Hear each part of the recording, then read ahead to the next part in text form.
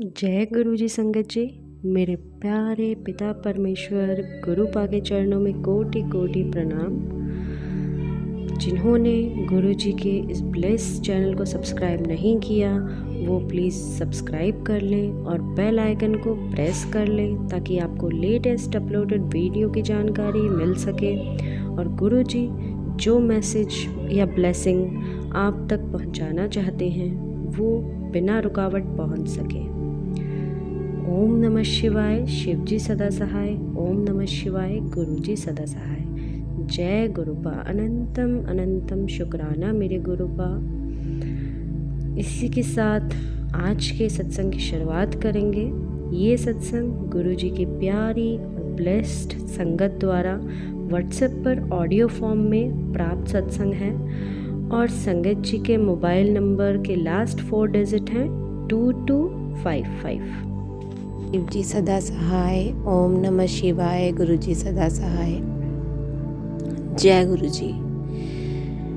मैं गुरु जी की प्यारी बेटी अम्बाला कैंट से बात कर रही हूँ और आज मैं अपना शुक्राना सत्संग शेयर करने जा रही हूँ।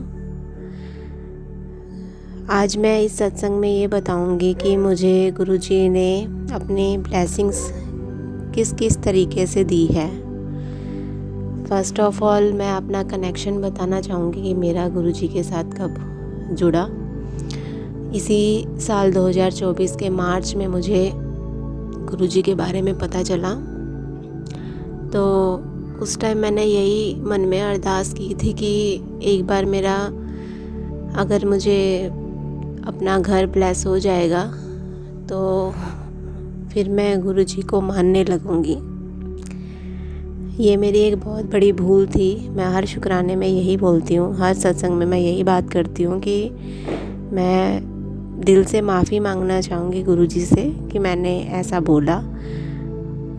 तो जैसे ही हमारे घर की डील फाइनल हुई उस दिन मुझे, जिस दिन रजिस्ट्री होनी थी और तब तक पेमेंट पूरी अरेंज भी नहीं हुई थी, मुझे मॉर्निंग के टाइम पे हमारे घर के फ्लोर पर येलो कलर की बटरफ्लाई दिखी, जिससे मुझे एक फीलिंग आई कि गुरुजी दिख गए हैं। क्योंकि पता तो थोड़ा बहुत तो नॉलेज थी कि हाँ तितली रूप में दर्शन देते हैं गुरुजी, ब्लेसिंग देते हैं।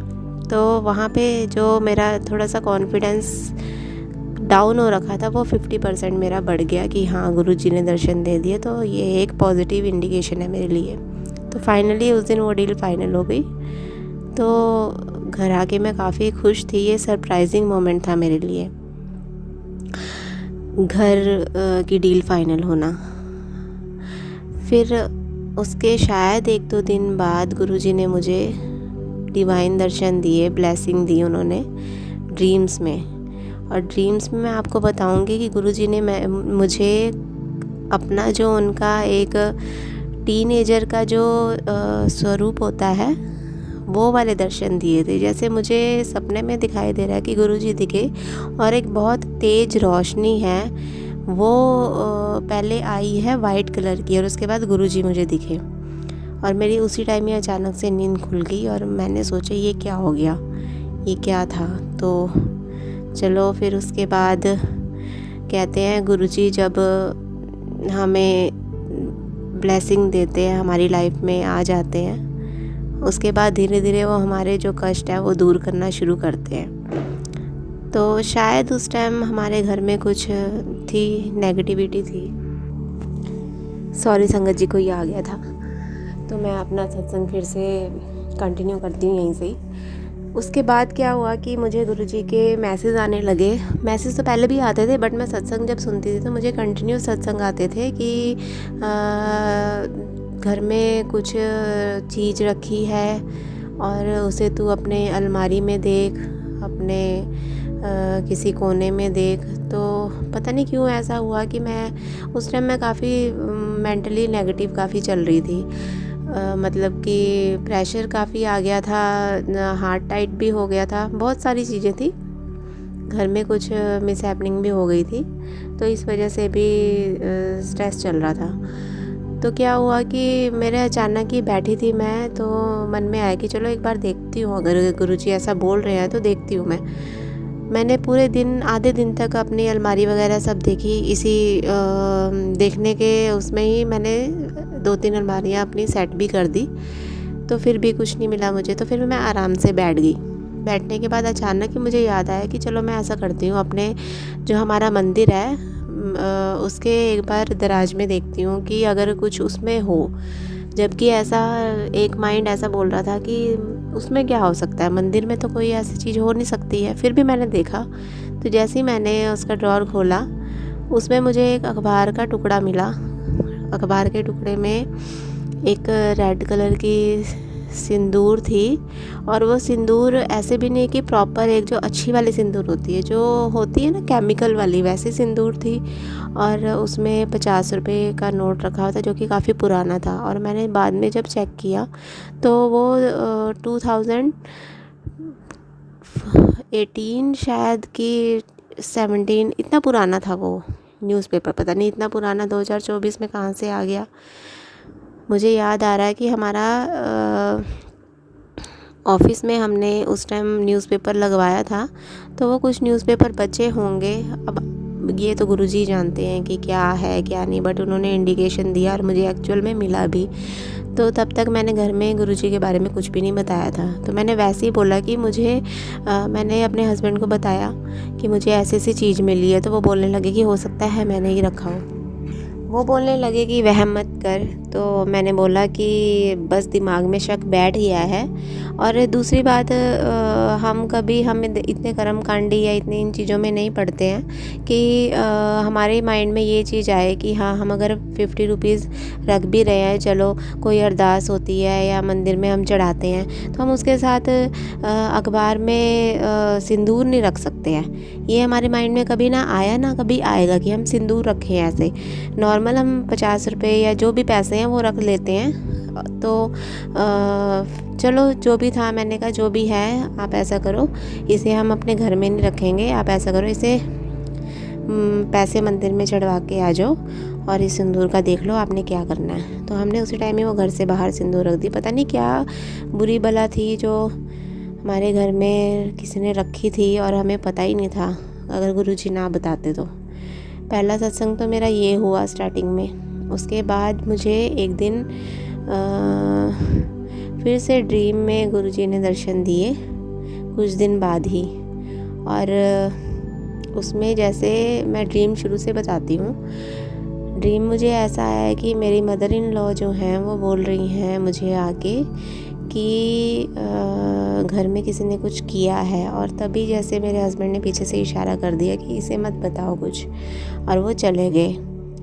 हम फर्स्ट फ्लोर में रहते हैं, तो वो अपने नीचे ग्राउंड फ्लोर में चले गए। तो मैं नीचे गई पूछने कि मैं पूछती हूँ कि बोल क्या रहे हैं। तो मेरी सिस्टर है नीचे रहती, तो उसको मैंने पूछा जैसे कि मम्मी कुछ बोल रहे हैं, क्या बोल रहे हैं। तो उसने मुझे बताया कि हाँ जी, ऐसा है कि घर पे किसी ने कुछ लकड़ी रखी हुई है, कुछ टूना करके लकड़ी रखी हुई है, और भी कुछ मेहमान घर में दिख रहे हैं। तो इसी बीच क्या होता है कि मैं देखती हूँ कि गुरुजी बहुत सारी संगत लेकर हमारी जो गली है वहाँ से बहुत सारी संगत लेके आ रहे हैं, और सबसे आगे गुरुजी हैं, और वो उनको अपने खुद को फॉलो करने के लिए बोल रहे हैं। और तभी क्या हुआ कि मेरी सिस्टर गुरुजी को मिलने बाहर आई, उसने गुरुजी को गले लगाया, और मैं दूर से देख रही हूँ सिर्फ। और मैं ये मन में सोच रही हूँ कि ये कितनी लकी है कि इसने गुरुजी को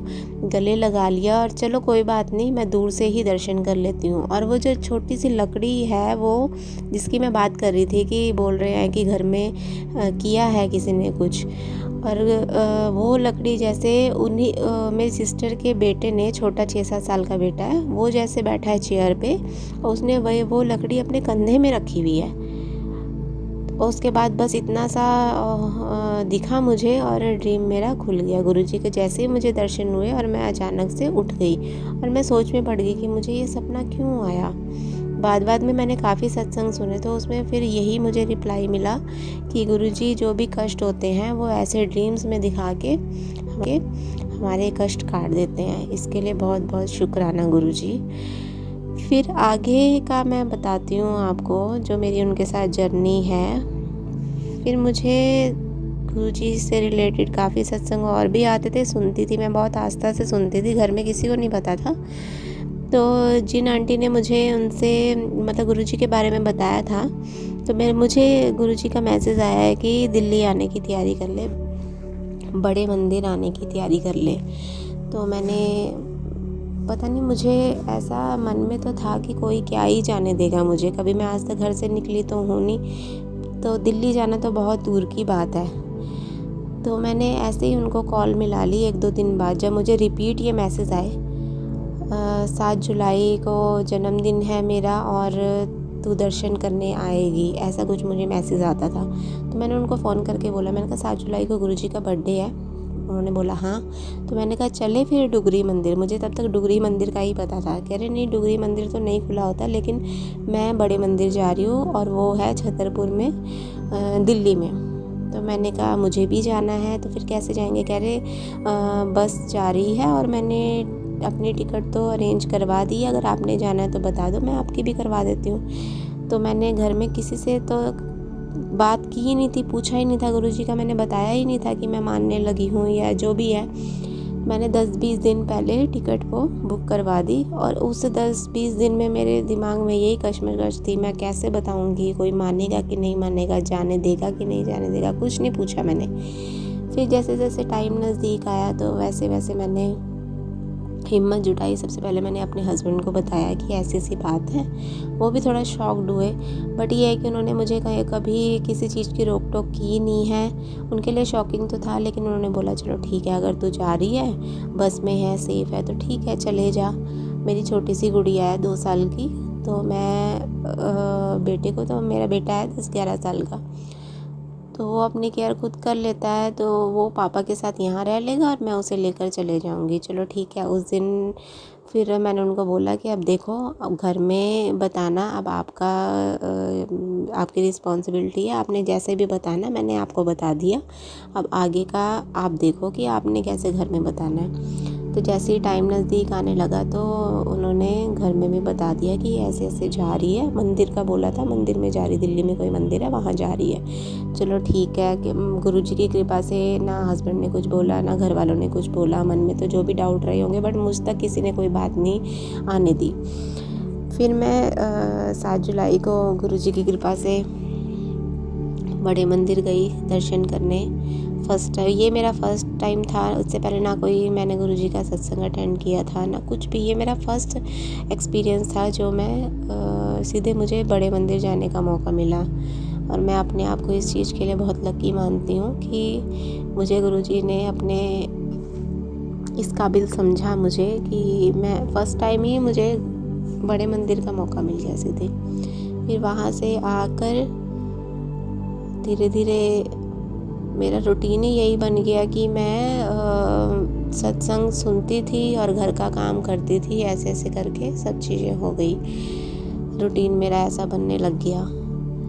उसके बाद क्या हुआ सत्संग जी कि हमारे जो हमने घर लिया था उसका जो गृह प्रवेश था वो हमने डिसाइड किया कि 26 अगस्त को रखते हैं। पंडित जी ने बताया कि आगे पीछे तो कोई मुहूर्त है नहीं, उस दिन जन्माष्टमी है तो उस दिन हम कर सकते हैं। गुरु जी की कृपा से उस दिन हमने घर शिफ्ट कर लिया।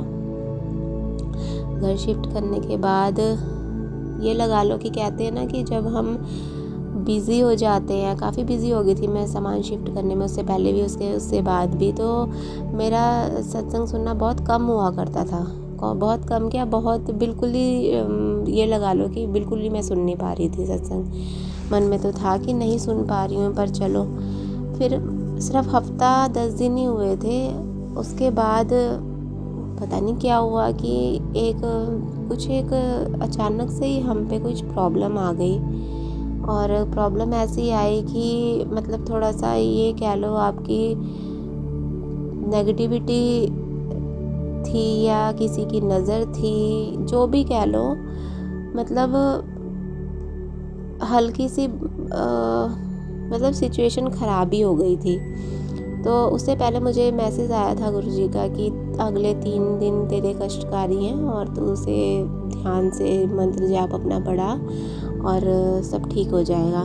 तो मैंने बस गुरुजी पे ही सब छोड़ा था कि गुरुजी आप देखो, अब जो भी करना है। तो चलो ठीक है, 3 दिन में बस कष्ट आया भी और वो बिल्कुल ही कम उसमें दूर भी हो गया।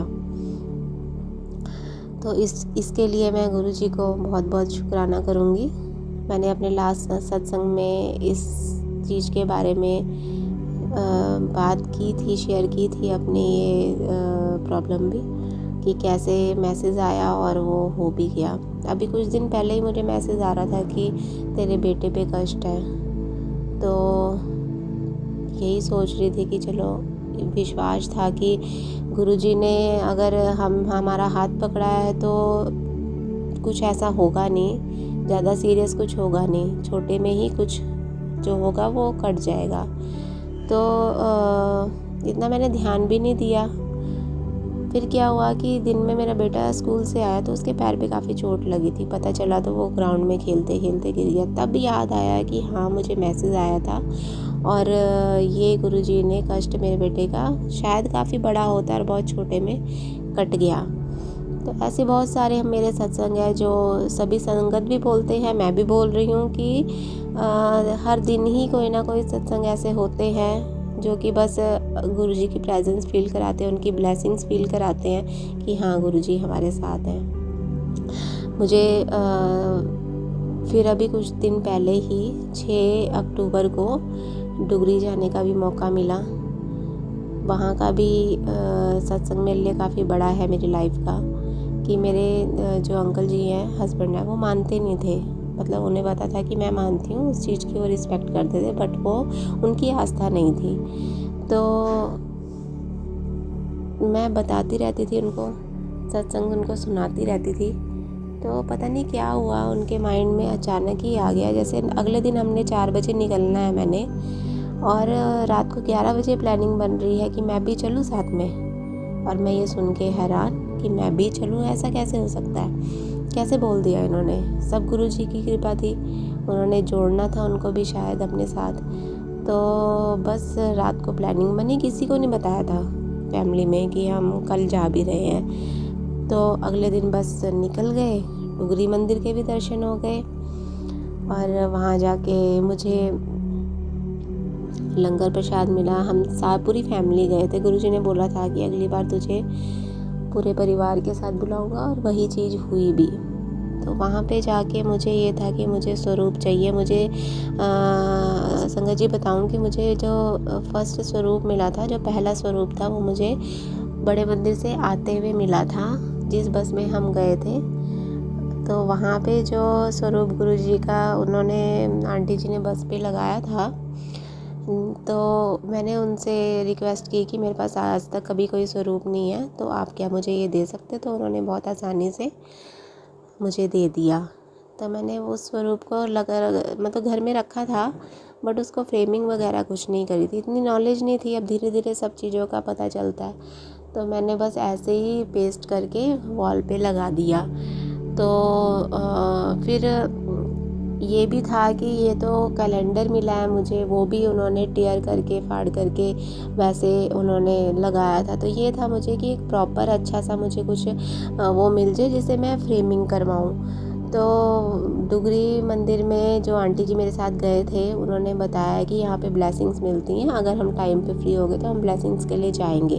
हम वहाँ पे गए और ब्लेसिंग्स की लाइन पे लगे। तो वहाँ पे जो सेवादार अंकल जी हैं, वो बोल रहे थे कि अगर जिसके पास पहले से ही स्वरूप है तो वो दोबारा स्वरूप नहीं लेंगे, जो नई संगत है उनको लेने का मौका दो। तो मुझे ये हुआ कि मेरे पास तो ऑलरेडी स्वरूप है, तो मैं तो झूठ भी नहीं बोलूँगी कि नहीं है और झूठ बोल के मैं लूँगी, ये भी नहीं हो सकता। तो मेरे पास क्या था, चरण स्वरूप नहीं था। तो मैंने उनको बोल दिया कि मुझे चरण स्वरूप चाहिए, और गुरुजी की कृपा से मुझे वहाँ पे चरण स्वरूप ब्लेस हुआ। उसके जस्ट नेक्स्ट डे जो आंटी जी हमें लेकर गए थे डुगरी में, उन्होंने अपने गाड़ी में लेकर गए थे वो, तो उनके घर में सत्संग था। तो वहाँ पे उससे एक दिन पहले ही मेरे पास मैसेज आया था कि मैं सप्तमी वाले दिन तेरे घर में लाल चोले में आऊँगा, मुझे पहचान लेना। तो जब सत्संग वहाँ पे, ये मेरा फर्स्ट सत्संग था जो मैंने अटेंड किया लाइफ में अपना। तो उनके घर में मैं बैठी थी, सत्संग जब हो गया उसके बाद प्रसाद, चाय प्रसाद ही हम खा रहे थे। तो मैं एक वहीं पर ही दूसरे आंटी बैठे थे, उनको मैं बोल रही थी कि मुझे कल गुरुजी ऐसे ऐसे मैसेज आया उनका, और वो बोल रहे थे कि लाल चोले में तुझे मैं दर्शन दूंगा। तो जो जिनके घर सत्संग हुआ था उन्होंने गुरुजी को लाल चोला ही चढ़ा रखा था। तो मुझे ये लग रहा था शायद यही गुरुजी मुझे यही बोल रहे थे कि तुझे लाल चोले में ये दर्शन दूंगा। इतना मेरा बोलने की देर है कि जिनके घर में सत्संग था वो आंटी जी ने मेरे हाथ में रेड कलर का चोले वाला स्वरूप पकड़ा दिया हाथ में, ये लो गुरुजी ने अगर बोला है तो ये लो ये।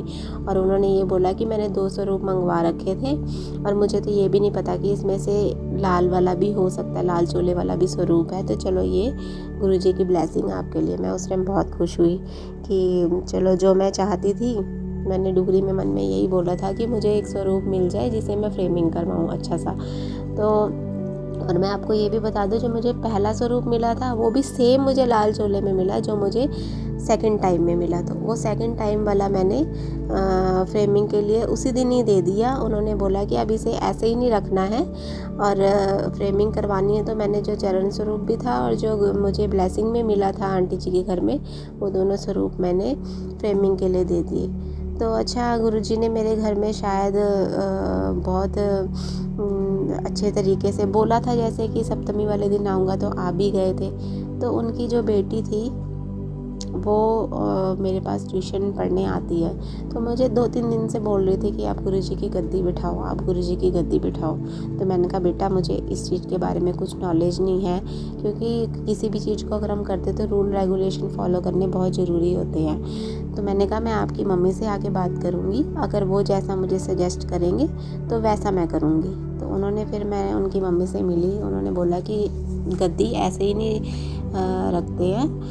गद्दी के लिए क्या होता है कि अगर गुरुजी घर में हमारे घर में किसी भी रूप में दर्शन देते हैं, अपनी प्रेजेंस एक बार फील करवा दें, जैसे अमृत वर्षा हो जाए या शहद वर्षा हो जाए या कोई ऐसी चीज़ हो जाए, दर्शन हो जाए, उसके बाद फिर गद्दी को बिठाते हैं हम। तो मैंने कहा ठीक है, मुझे तो इतनी नॉलेज तो है नहीं, अगर आप ऐसा बोल रहे हो तो ऐसा ही आपको ज़्यादा नॉलेज है इस चीज़ के बारे में, वो पुरानी संगत है।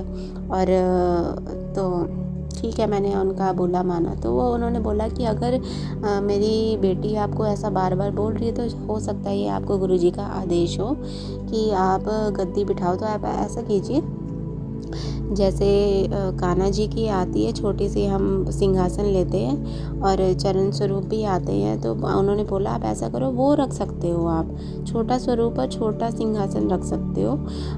तो मैंने कहा ठीक है, ऐसा कर लेती हूँ मैं। तो मैंने फिर उनको रिक्वेस्ट करी कि मेरा तो मार्केट निकलना बहुत कम होता है, क्या आप मेरे लिए काम कर सकते हैं कि जो जो चीज़ें मुझे चाहिए, मुझे तो कुछ भी नहीं पता इस बारे में, तो आप सब कुछ लेकर आ सकते हो। तो उन्होंने बोला कोई प्रॉब्लम नहीं है, मैं लेकर आ जाऊँगी। तो बस मन में तो बहुत टाइम से था कि मैं प्रॉपर स्वरूप रखूं, प्रॉपर मेरे पास चरण स्वरूप हो, सब कुछ प्रॉपर हो, एक अलग जगह दूं मैं जिससे मैं बैठ के उनका ध्यान कर सकूं। तो बस गुरुजी ने पहले ही बोला था कि जैसे ही नवरात्रे आएंगे तो तुझे बहुत सारे चमत्कार देखने को मिलेंगे। और एक्चुअल में ऐसा हुआ कि पहले नवरात्रे में हमारा काफ़ी टाइम से काम, ये लगा लो कि बहुत स्लो चल रहा था, कुछ 3-4 महीने से बिल्कुल ही ना मात्र चल रहा था। पहले नवरात्रे से वो भी हमारा थोड़ा सा फ्लो बढ़ गया, काम का फ्लो आने लग गया, थोड़ा सा हाथ भी खुल गया। फिर बहुत सारी चीज़ें ऐसी, डुगरी जाने का मौका मिल गया और मुझे स्वरूप मिल गया, चरण स्वरूप मिल गया।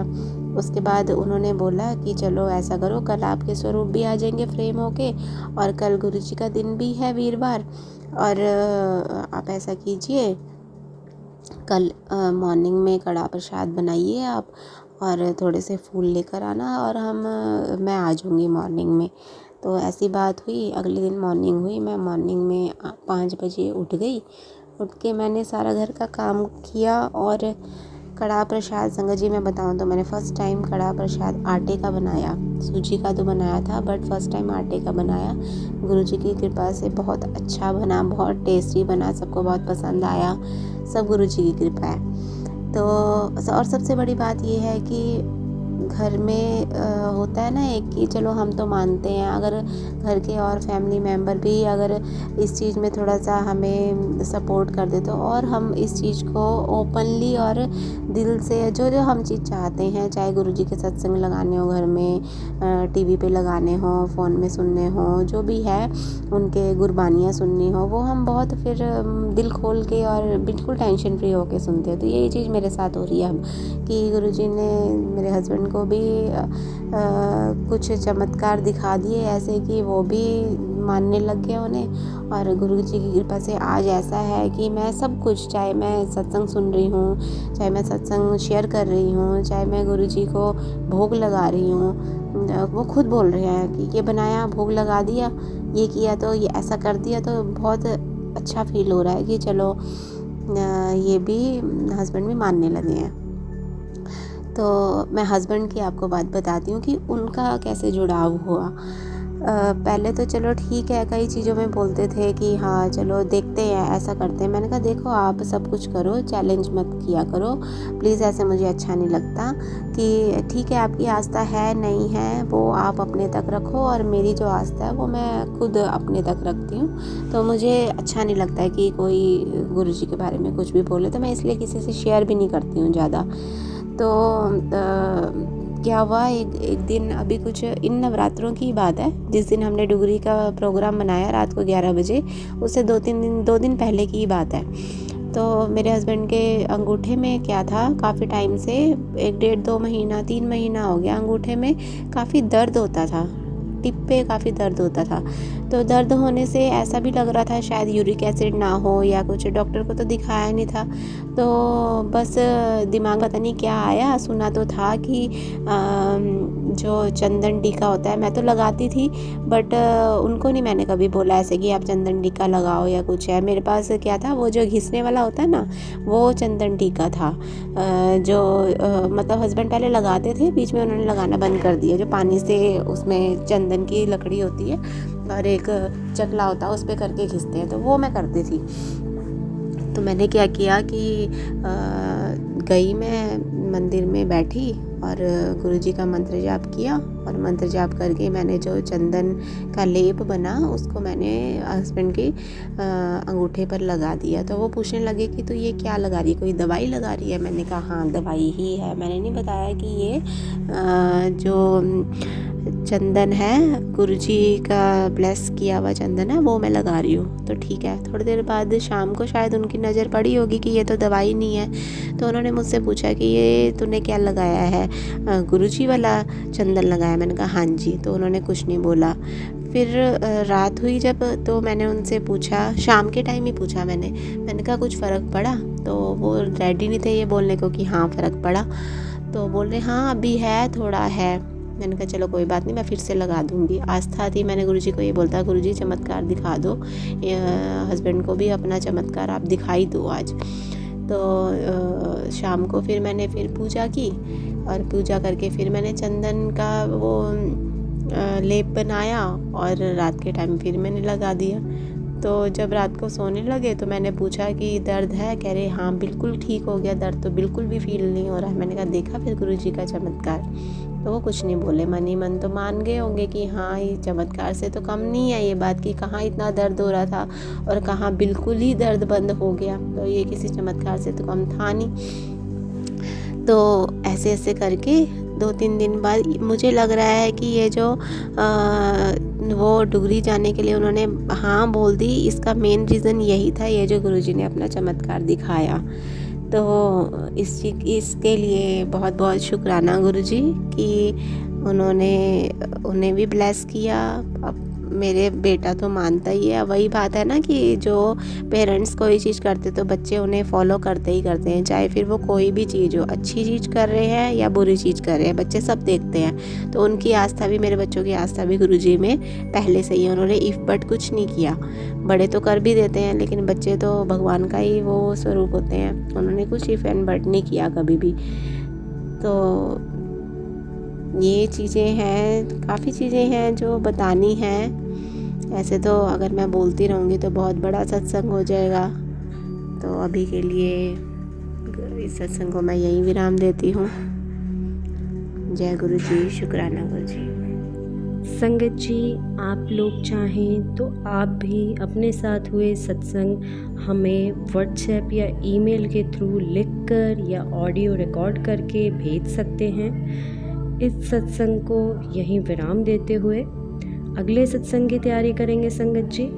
ओम नमः शिवाय, शिव जी सदा सहाय। ओम नमः शिवाय, गुरु जी सदा सहाय। जय गुरु जी। अनंतम अनंतम शुक्राना मेरे गुरुपा।